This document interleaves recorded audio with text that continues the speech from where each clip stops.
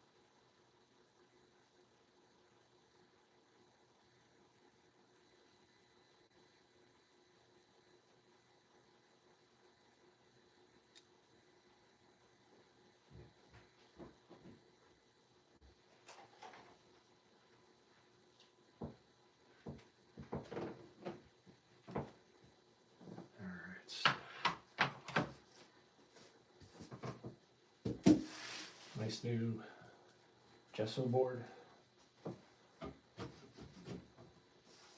18 by 22.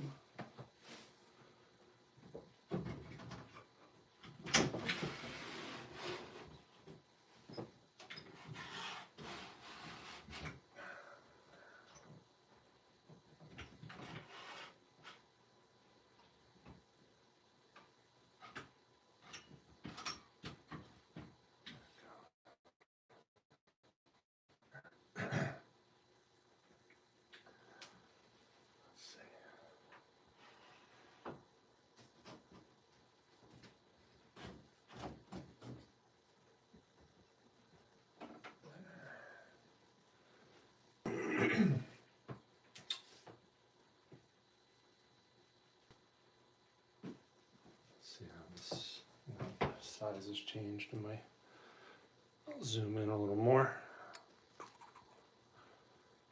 And there we go. All right. All right, welcome. Open Studio live stream number 27, I think. We're going to do a bouquet of tulips, which I've been admiring.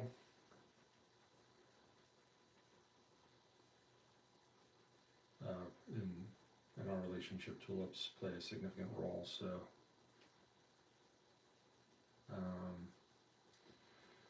kind of our flower, my wife and I, so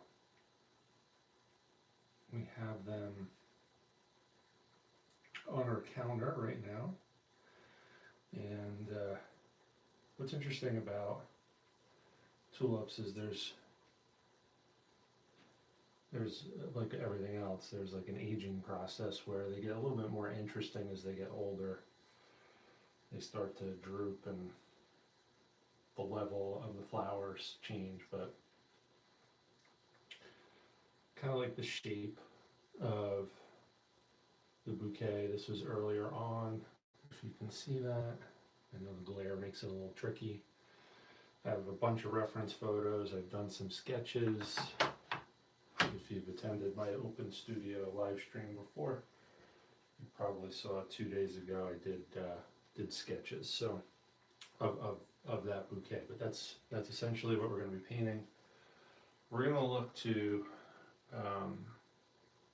make a strong painting with bright colors and simple shapes. So we're not looking for photorealism, a little bit more impressionistic, but maybe push the colors a little bit. So I'm going to rinse out some of my brushes and get some fresh water, and we will get started. I'll be right back.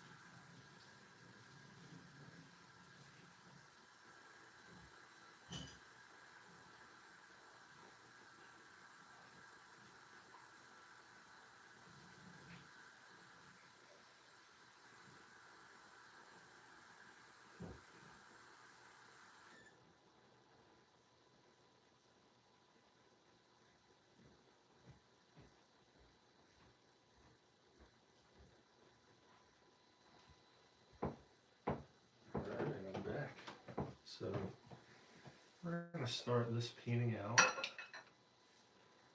Like I have several of my other paintings, we're going to tone this panel with a little bit of transparent orange oxide. Alright, so this is a 22 by 18 inch wood panel cut to fit a vintage frame. Sanded it, 4 coats of gesso, sanded in between each coat, and the final 3 coats, I was very careful to kind of use crisscross brush strokes, which create almost like it almost feels like an oil primed linen, but a hard surface. So one of my preferred surfaces to work on. We're going to go ahead and get started with this. Today I think what we'll do is we should within about an hour or so be able to accomplish the following. We should be able to get the whole panel covered, not only the initial tone, but also with the general placement and design, composition, and some of the shapes silhouetted. And we might even be able to sprinkle in, you know, a layer of color here and there within those shapes. So that's what we should be able to get done. It'll probably take 2 or 3 days to get this done, I would imagine, but you just never know.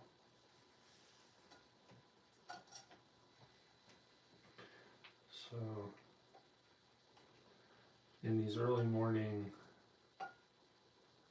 open studio sessions, the idea is of just quietly working for the most part. Not a lot of explanation, just welcoming who's ever interested in this sort of stuff to join me. And before I get started, I'm going to bring my sketch over here because it's helpful.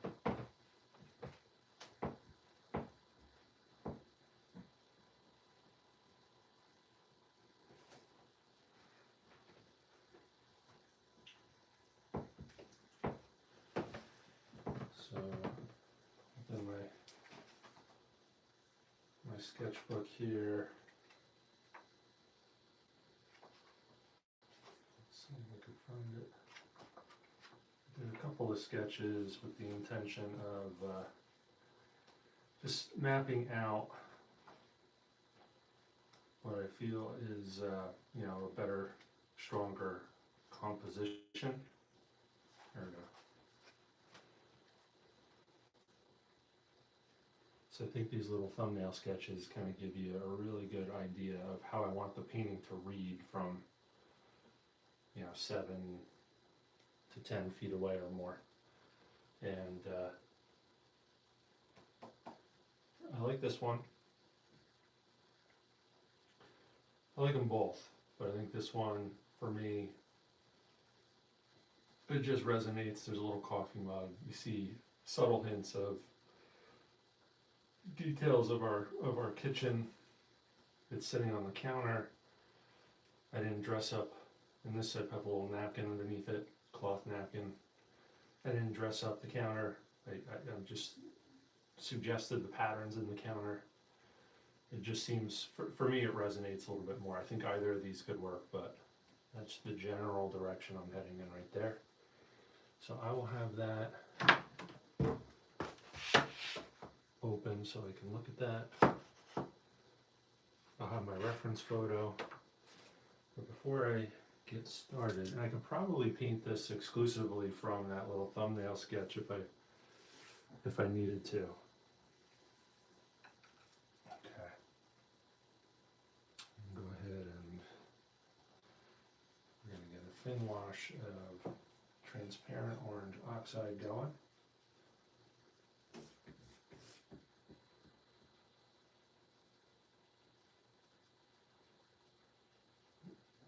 I have more experience as a painter working in pastels and oils. Now, there's a lot of differences. I'm working in acrylic today. There's a lot of differences between and amongst all those mediums. One of the things that I find that's common amongst all of them, and this includes watercolor even, and other water-soluble mediums, I find I have better results when I go from warm to cool when it comes to color temperature. Not a hard fast rule, but kind of a general principle. So that's part of the reason why I'm warming the canvas up. It also warms me up. Feel a little less tentative on a blank canvas. I've already pushed some paint into it.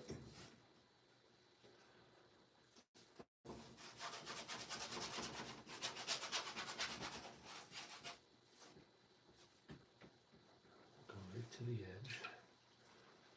A little bit more water.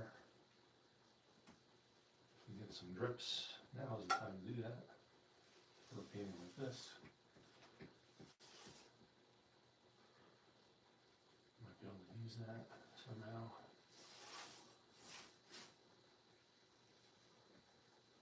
That's one of the nice things about acrylics and watercolor or any water-soluble paint is that you can, these nice thin transparent or semi-transparent washes and these drips. You can do this with oils, but you're going to have to use some sort of mineral spirits or other toxic chemicals.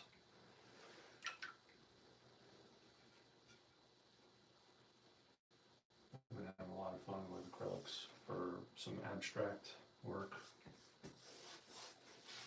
because partly because of that. Lately. All right.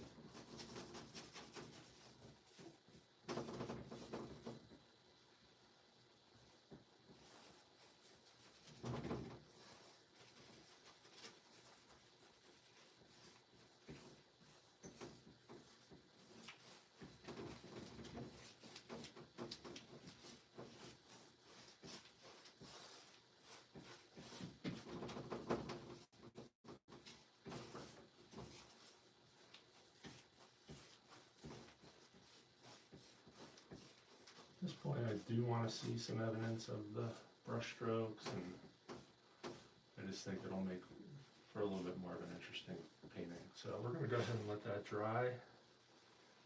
I'm going to go say hi to my wife, who I think is downstairs, and I'm going to grab my coffee. I'll be right back.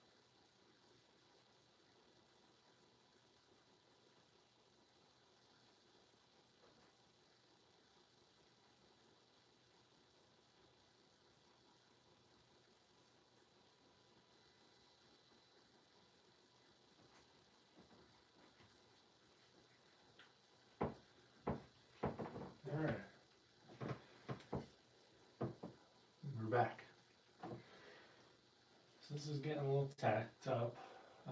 There's some spots where it's still a little wet. But we're gonna go ahead and actually sip my coffee, and I'm gonna. There's a couple of spots where I'm just gonna wipe it with paper towel where I feel like it could cause a problem. You see a drip over here on the edge. I think could be a distraction.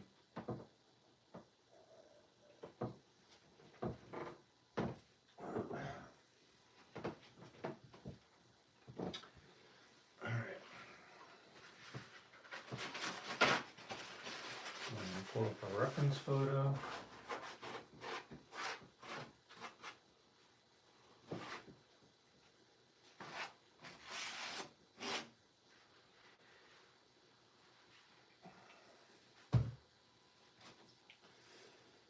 And I'm going to go ahead and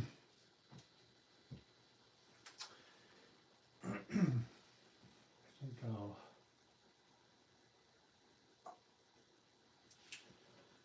I'm going to block in. What am I going to block in with here? I think I might.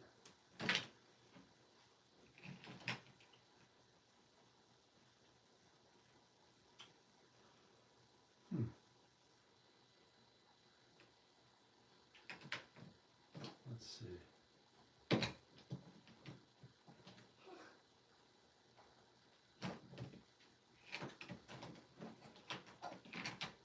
going to block in with my little bit of Prussian blue and Mars black. I'm going with my intuition here. I don't have a game plan for how I'm going to layer this for the ordering process.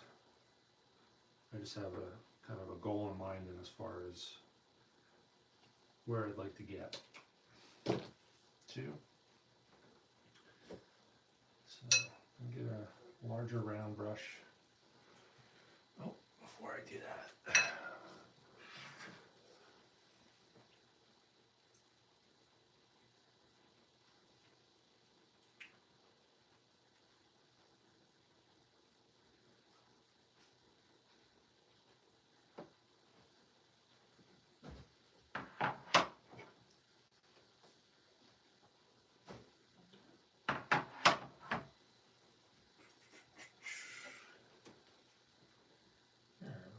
This mixed together, a little bit of Prussian blue and Mars black. And even a little bit of that transparent orange oxide. So it's almost like an inky dark purple.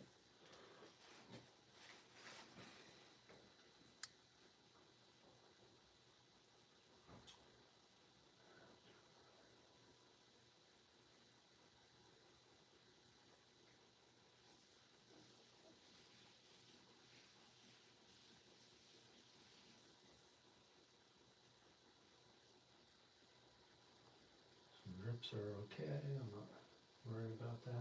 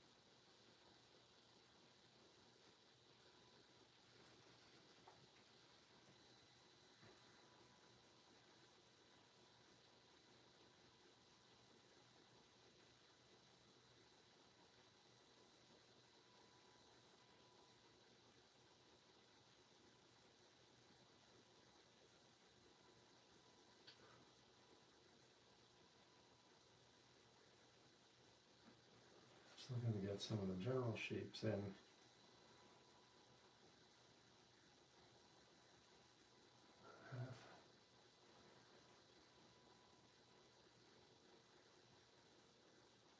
The flower flowers themselves are a little bit more than half the height. So, yeah.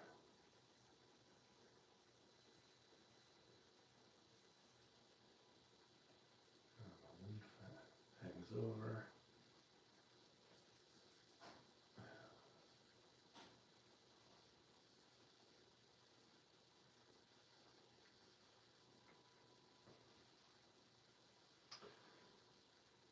I'm not necessarily married to this, but you get some suggestion of the flower.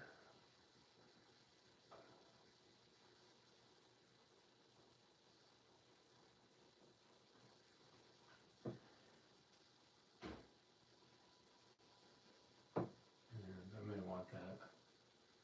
I may move that, but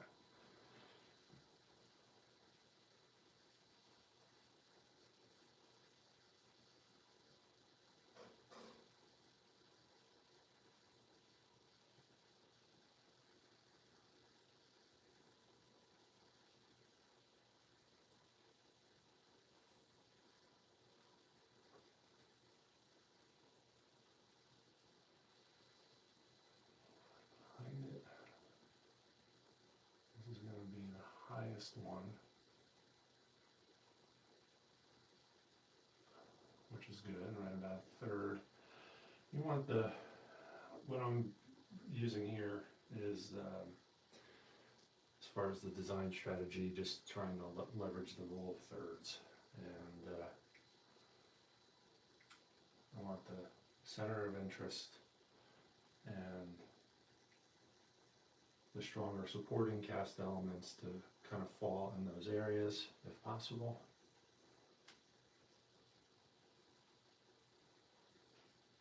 So the biggest bulb is going to be right here. That's about halfway, and I don't necessarily want that, so I'll move that. Probably move that here, but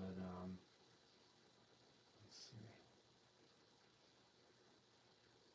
a little higher.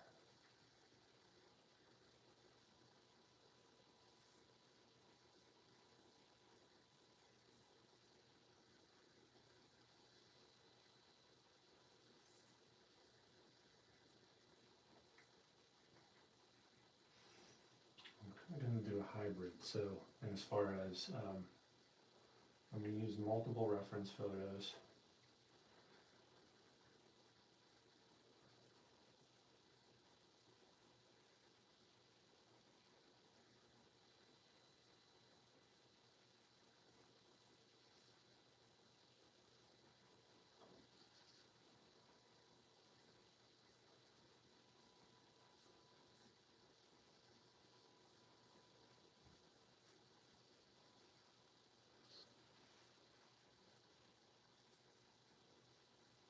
Alright, so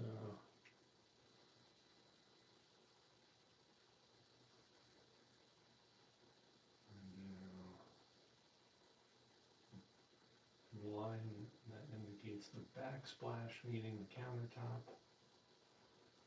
Thought about using tape for this. This could almost be like an ocean horizon where if it's crooked or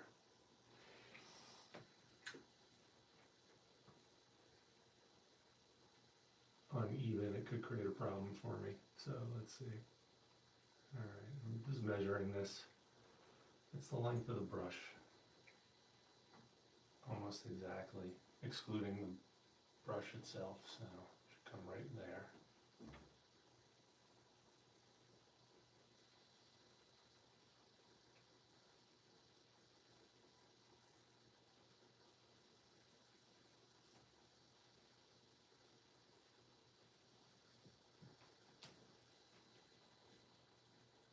Alright.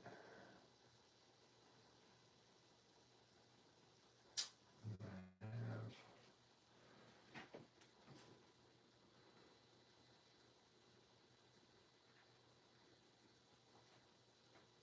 off in the distance, breaking that horizon line again. My coffee mug.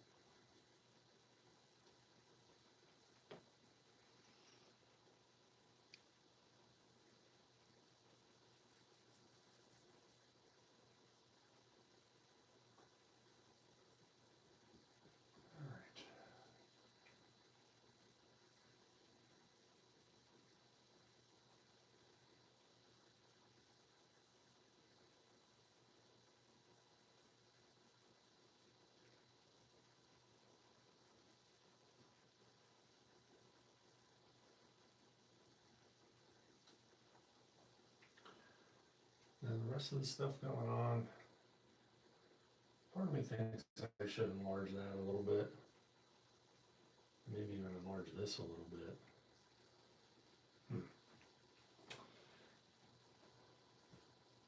But I think with some shadow work, some creative use of color and patterns, it might still hold together, even if I don't get the sizing right there. All right, so just going to do lines indicating the cabinet, which we're going to have come across here, and I'll warm that up quite a bit more. I'm going to create almost like an orangey brown. I'll darken that.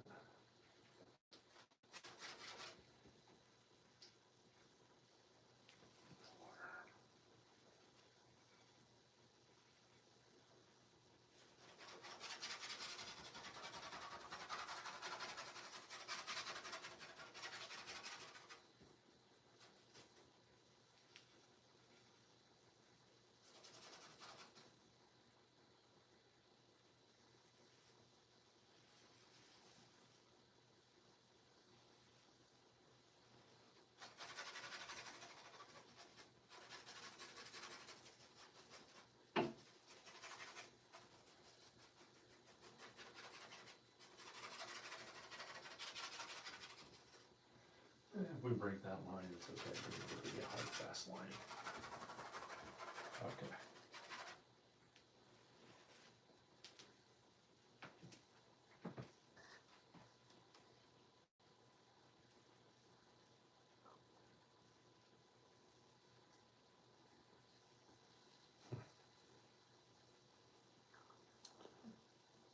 Yeah, thinking I do need to make that coffee mug a little bit bigger.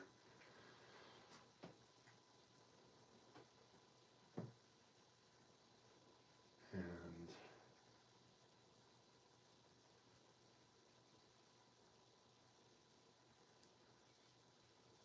let's see. I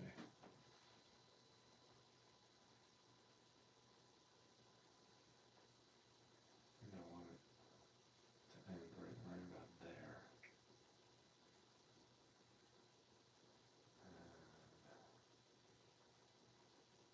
There you go.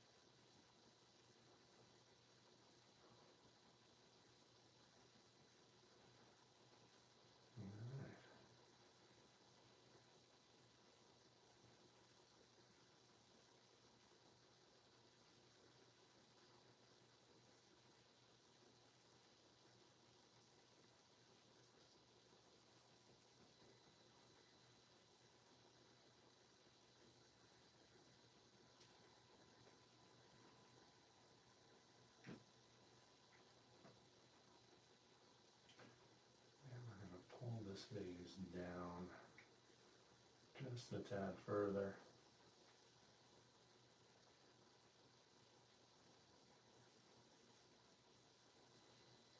We're still going to use some creative shadow and line work to build interest. I just want this to fill the canvas a little bit better than I had originally. Kind of leave it in. There we go. And all right, so I think that'll work. So we'll have some expressive, creative line work in the shadow shape of the cabinet that we'll use to fill that up with. We'll have the same kind of expressive, creative line work to indicate the tiles on the backsplash and the pattern in the countertop. That's the plan anyway.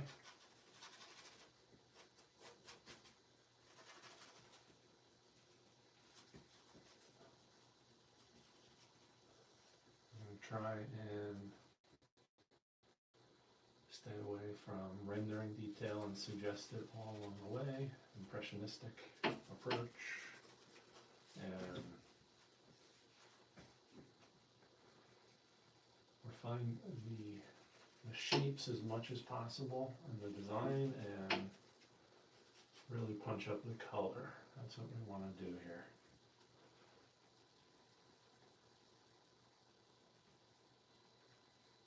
All right. So let's do this. Let's get the basic shapes in.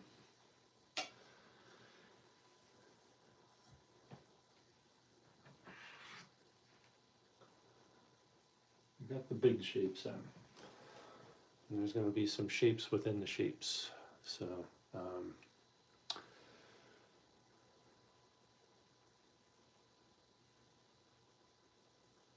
let's see.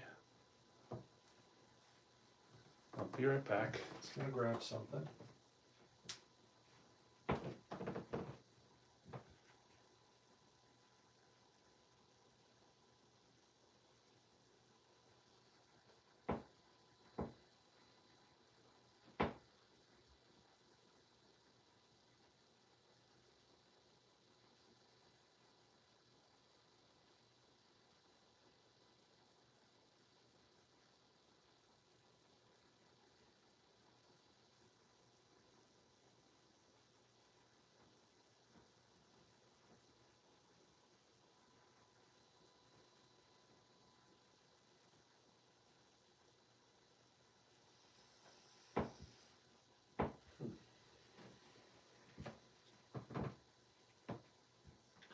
And there's other things in my reference photo in this scene, which actually still exists in my kitchen. And I'll have to make some editing decisions. For example, part of me wants to include the lamp. Part of me wants to include the plant, the climbing plant that my wife germinated and grew. There's all kinds of things. A little bowl with like wine bottle openers and that sort of thing might be interesting to include, but I also want to stick to the original instinct to kind of keep this simple and punchy. So I think that's what we'll do. Okay, so I'm gonna go ahead and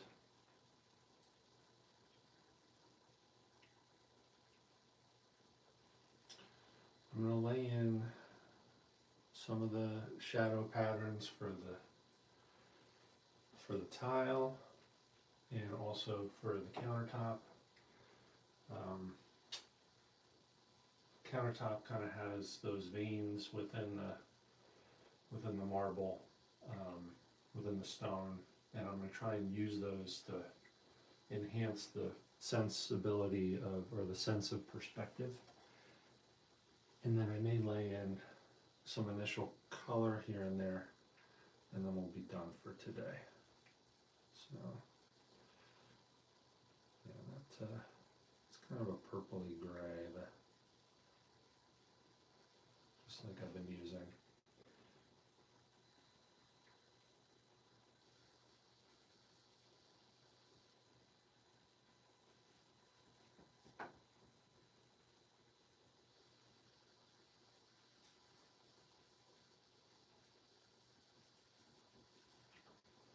And I may or may not stick with this, but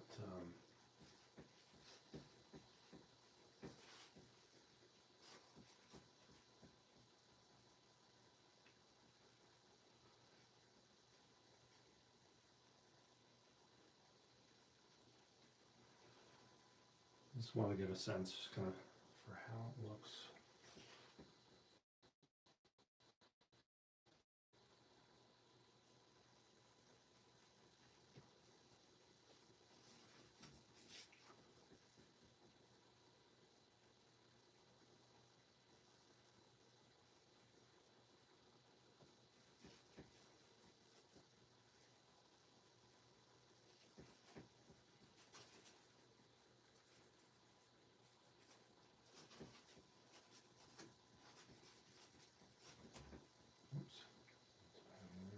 background.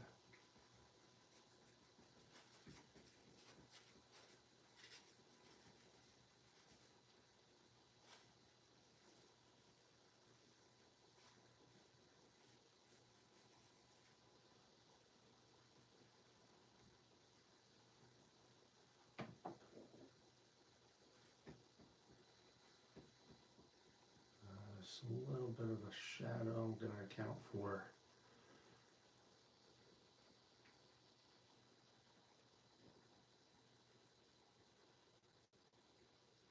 right here. There's multiple light sources on this painting, so none of the cast shadows are going to be, you know, all that strong.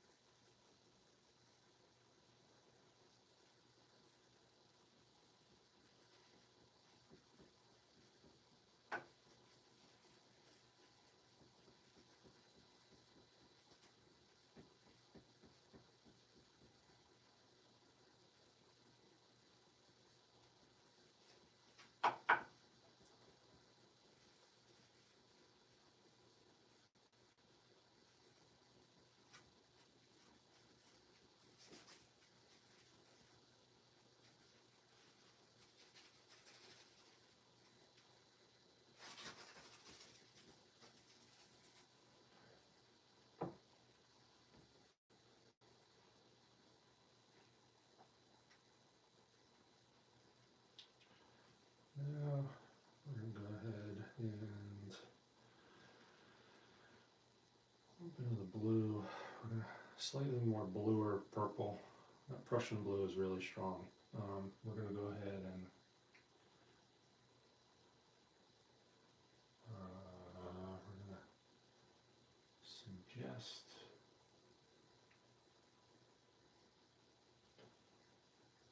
so I have 1, 2, 3, 4, 5, 6, 7.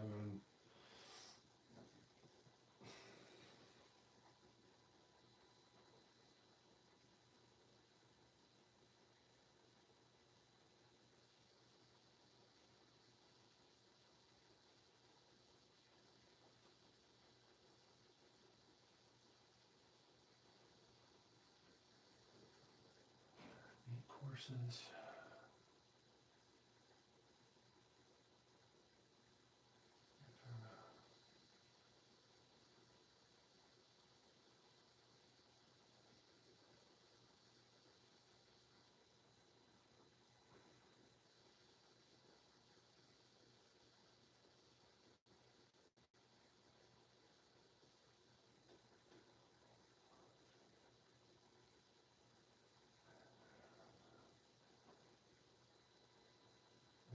These will get covered over pretty good, but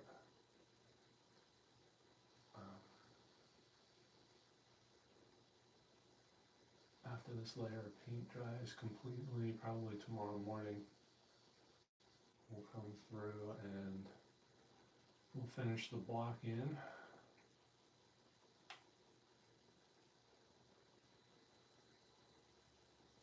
So this is intended to kind of just provide a little bit of a guide for how I'll suggest the grout in the tile within the backsplash.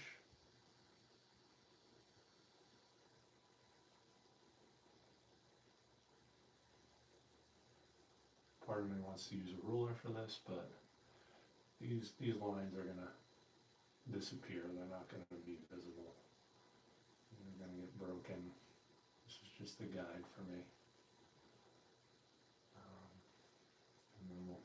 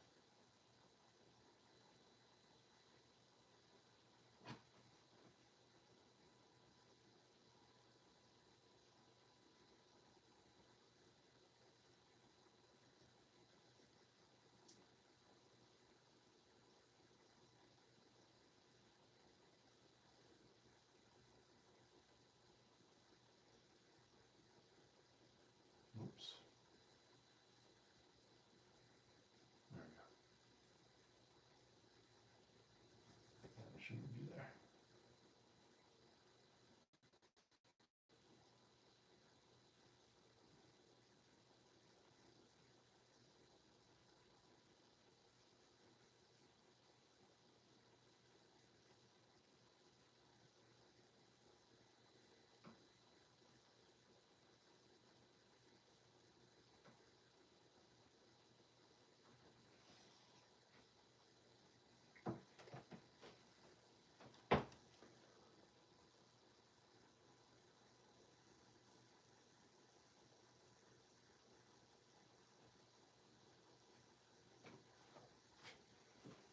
Let's see. So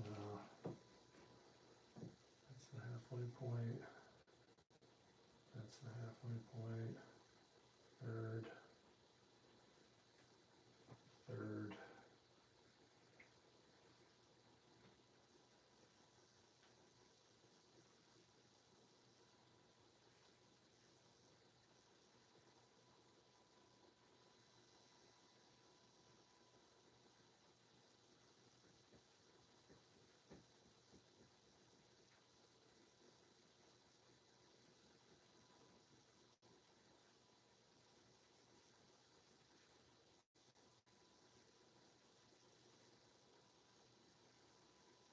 All right. Just keep putting those little lines in.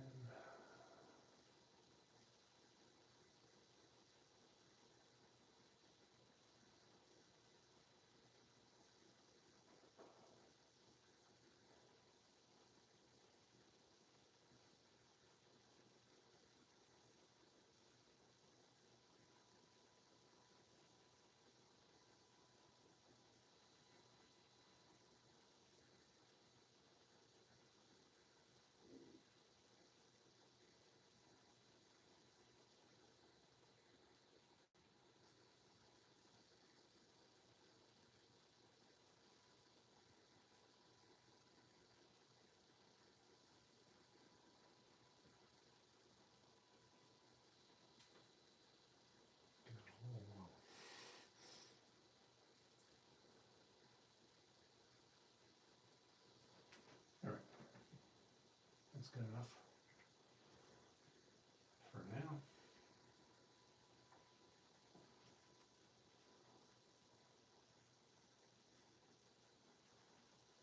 And some of the darkest areas are in the shadows within the stems and the leaves. And then maybe we'll put some marks in to suggest the shadow shapes within the vase, and then we'll wrap up for today.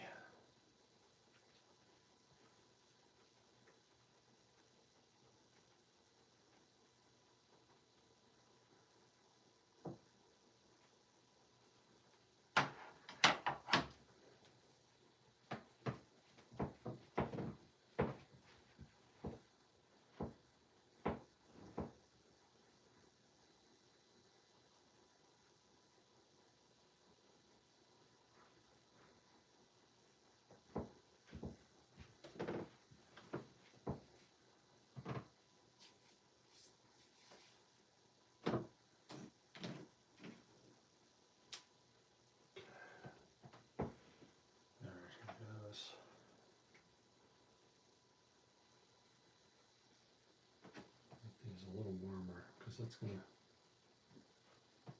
we're gonna cool that down significantly.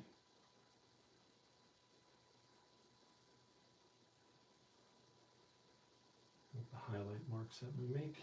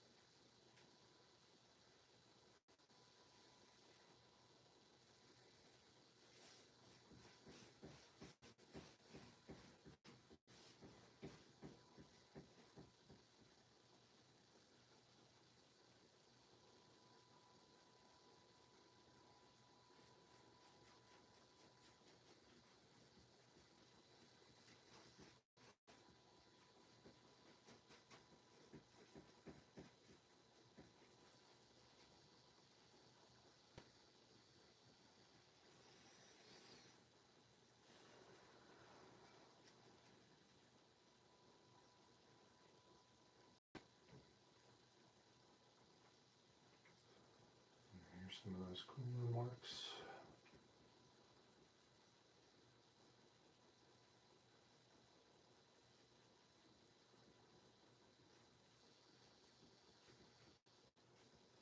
It's almost pure Prussian blue.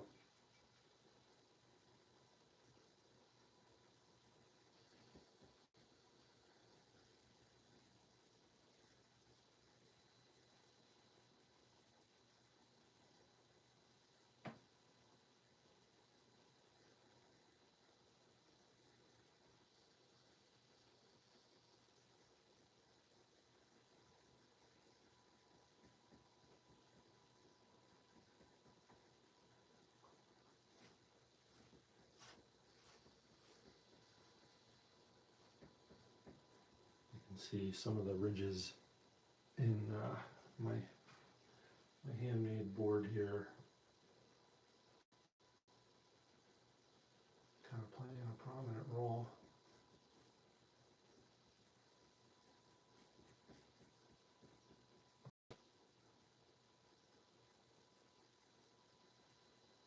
And I'll decide how to address that. I don't know if I want to work with that or fight it. Usually you're better off working with something like that. So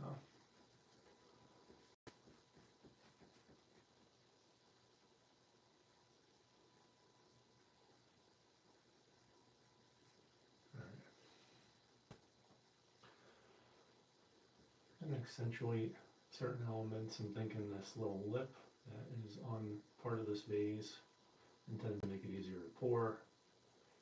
I'll enhance that, kind of points down to the mug.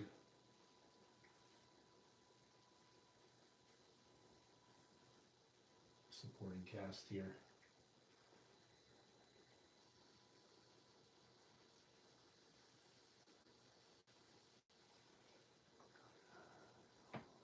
There we go. All right. And I'm just going to put a little note for myself here. And I might add in the lamp to emphasize this, but there's a general gradation that goes from cooler on the backsplash here, and also on the countertop. Cooler to warmer. Oops.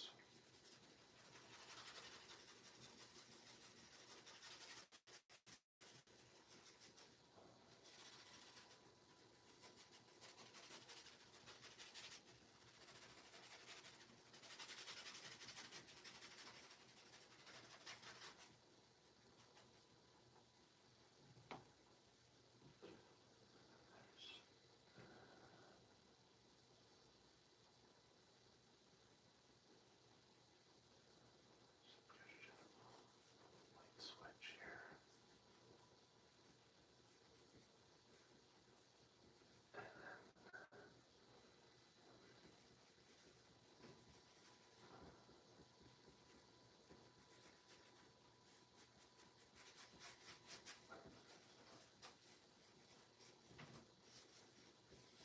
Okay. I think we have this blocked in pretty well.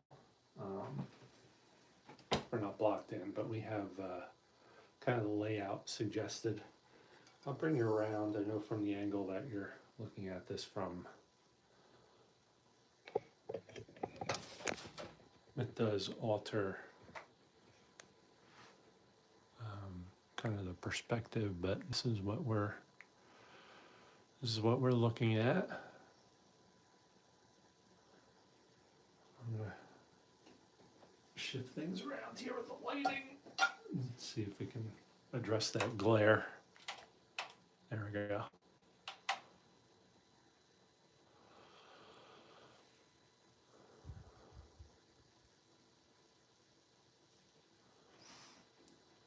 So as I get moving on this and start making progress over the next couple of days, I'll make reference to my sketches and multiple photographs. updated photographs as the as the bouquet ages. You know, some interesting things happen with the leaves and the buds. So you know, I'll use what I can to elevate the painting wherever possible. And we'll work off of this foundation. So we're gonna wrap it up for today. And appreciate you joining me here in my open studio live stream. Come back again tomorrow around the same time. It's never 100% guaranteed that I'll start on time, but somewhere between 4:30 and 7 a.m. It's probably inconvenient if you're looking for, you know, specific start time, but you're generally starting around 5:30 a.m. Eastern Standard Time. And look to do this most days because it's just a great way of making sure that I prioritize this aspect of my creative life. So appreciate you checking this out. Have a great day. Stay well.